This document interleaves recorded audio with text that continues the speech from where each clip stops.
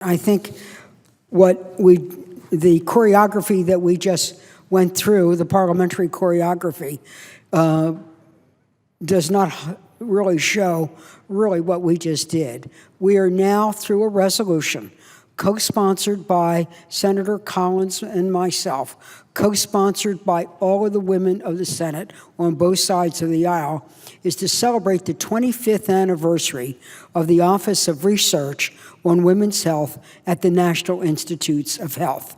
25 years ago, on September 10th, 1990, the Office of Research on Women's Health was established at NIH. It ensured that women were included in NIH-funded research protocols. It set research priorities, scientific, peer-reviewed, and scientific knowledge, and it promoted medical research. One of the outcomes that I am so proud of, but there were two outcomes. Number one, what we've done to improve women's health. And number two, we showed that a process of working on a bipartisan basis actually worked. This is not to tell old war stories about legislative issues, but 25 years ago, women were not included in the protocols at NIH. There were many reasons given, most of it not scientifically reliable or accurate. Working together, Senator Nancy Kassebaum and myself, the only two women in the Senate at the time, joined hands with the House, with Congresswoman Pat Schroeder, Connie Morella, Senator Olympia Snowe, and we worked together to get legislation passed to get women included in the protocols, scientifically appropriate, and to establish the Office of Women's Health.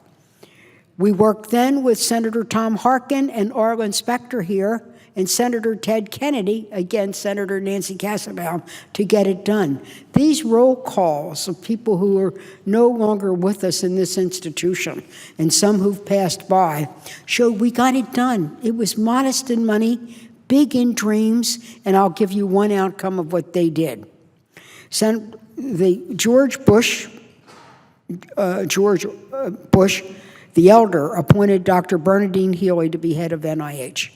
Dr. Healy led a scientific study on hormone replacement.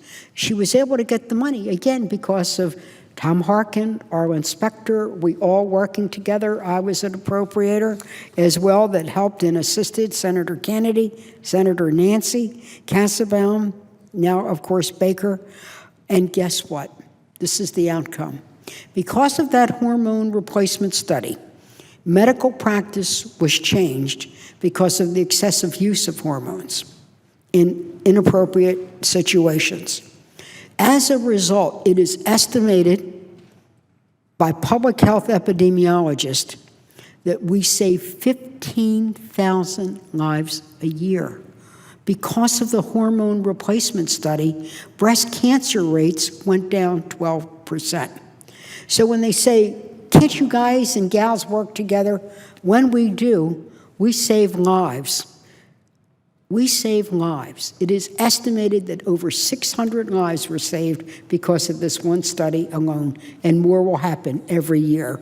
So when we get it together, yes, we save lives, hundreds of thousands at a time. So I'm going to commemorate the great work of the Office of Research on Women's Health, and I want to, once again, joining with my dear friend and esteemed colleague, Senator Collins, show, when we work together, we can really make change, and change that improves the lives of the American people. And women all over this country thank this body for the leadership we provided. Mr. President, I yield the floor.